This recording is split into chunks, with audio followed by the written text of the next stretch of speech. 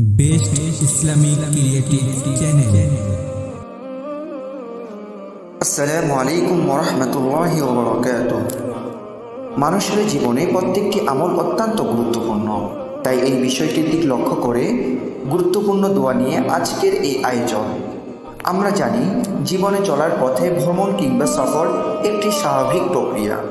সেই হিসাবে যানবাহনে আরোহণ করতেই হয়।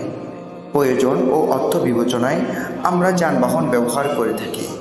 কিছু কিছু সময় যানবাহন ব্যবহারে ঝুঁকিপূর্ণ হয়, আর যানবাহন অবস্থায় নিরাপদ থাকা অত্যন্ত গুরুত্বপূর্ণ।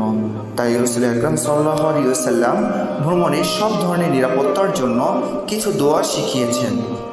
আল্লাহ রাসূল সাল্লাল্লাহু আলাইহি ওয়াসাল্লাম বাড়ি থেকে বের হওয়ার সময় একটি দোয়া পড়তে নির্দেশ ও পরামর্শ দিয়েছেন। এই দোয়া পড়লে বাইরের অবস্থানের সারাটা সময় আল্লাহ তাআলার জিম্মাদারিতে থাকা যায়।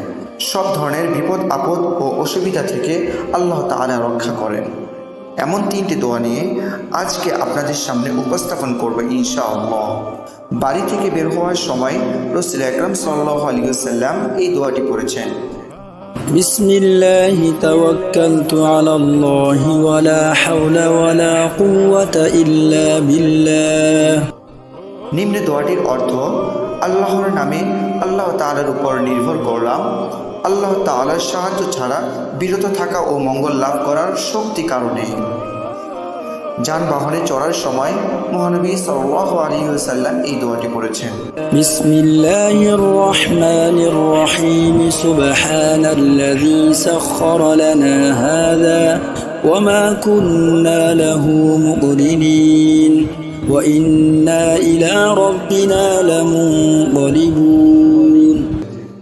নিম্নে দোয়াটির অর্থ: আল্লাহর নামে শুরু করছি, যিনি অত্যন্ত দয়ালু, অশেষ করুণাময়, মহান পবিত্র তিনি, যিনি আমাদের জন্য এটাকে যানবাহনকে অধীন নিয়ন্ত্রিত বানিয়ে দিয়েছেন, নতুবা আমরা তো এটাকে বশ করতে সক্ষম ছিলাম না।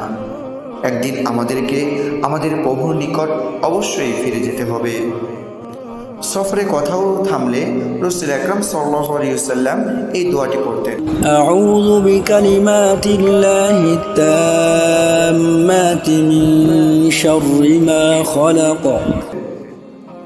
নিম্নে দোয়াটির অর্থ: আল্লাহর পূর্ণাঙ্গ কালিমার মাধ্যমে সব ধরনের অনিষ্ট থেকে নিরাপত্তা চাচ্ছি। আল্লাহ তাআলা আমাদের নিম্ন আমলগুলো করার তৌফিক দান করুক। আমিন।